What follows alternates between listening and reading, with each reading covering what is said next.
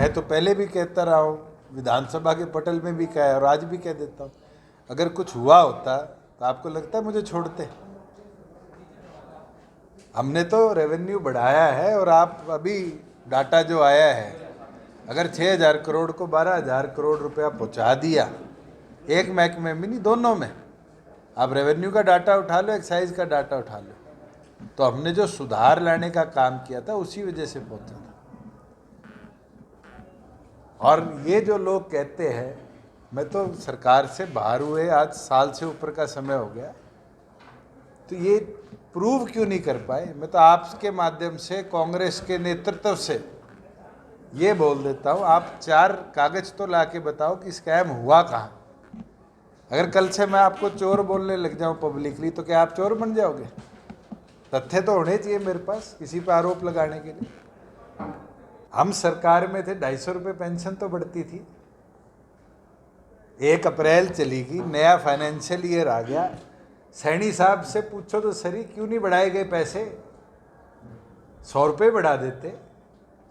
जब वो मुख्यमंत्री बने थे उनने, और उससे पूर्व मुख्यमंत्री मनोहर लाल जी ने, दोनों के वर्डिंग्स हैं कि आने वाले समय में पेंशन को आर्थिक आय से देखकर बढ़ाया जाएगा। इसका मतलब तो 1 रुपया ना बढ़ाना ये दर्शाता है कि इस देश में ना तो आर्थिक आय किसी की बढ़ी, ना महंगाई बढ़ी, इसीलिए सरकार ने 1 रुपया नहीं बढ़ाया।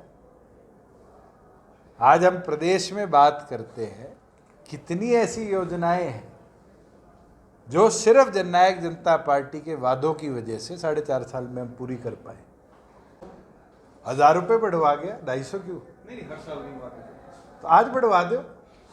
आज तो मैं सरकार में छोड़ो, विधानसभा में भी नहीं हूँ, विपक्ष में इनेलो भी है, विपक्ष में कांग्रेस भी है, निर्दलीय भी है। कोई एक आदमी विधानसभा में पेंशन के लिए बोला हो? अगर इनकी सोच होती तो लड़ाई लड़ते ना। बीजेपी की थी सोच 250 रुपये बढ़ाने की। अगर बीजेपी की सोच होती तो फिर हमारे जाने के बाद भी 250 बढ़ते। देखिए, भारतीय जनता पार्टी के मध्य प्रदेश के मंत्री ने जिस तरह की टिप्पणी भारतीय सेना के कर्नल के विरुद्ध करी है, बड़ी निंदनीय है। और मैं कोर्ट को बेहद कड़े शब्द यूज करने के लिए मैं उनका आभार प्रकट करूंगा, क्योंकि शायद गटर छाप भी ऐसी बात ना कहे। और हमारे सैनिक, हमारे देश के लिए गर्व की बात है, हमारे सैनिकों ने बॉर्डर पर खड़े होकर अपनी जान का बलिदान देकर हमेशा इस देश को सुरक्षित रखा है। अब भी पिछले पहलगांव की घटना से लेकर अब तक 5 सैनिक अलग अलग घटनाओं में हरियाणा प्रदेश के शहीद हुए।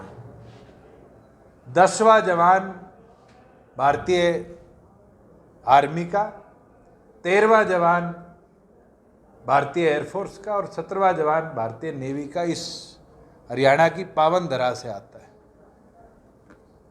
और हम सबको गर्व है कि इस माटी ने जितना बलिदान आज़ादी से पहले से लेकर आज तक इस देश के लिए दिया।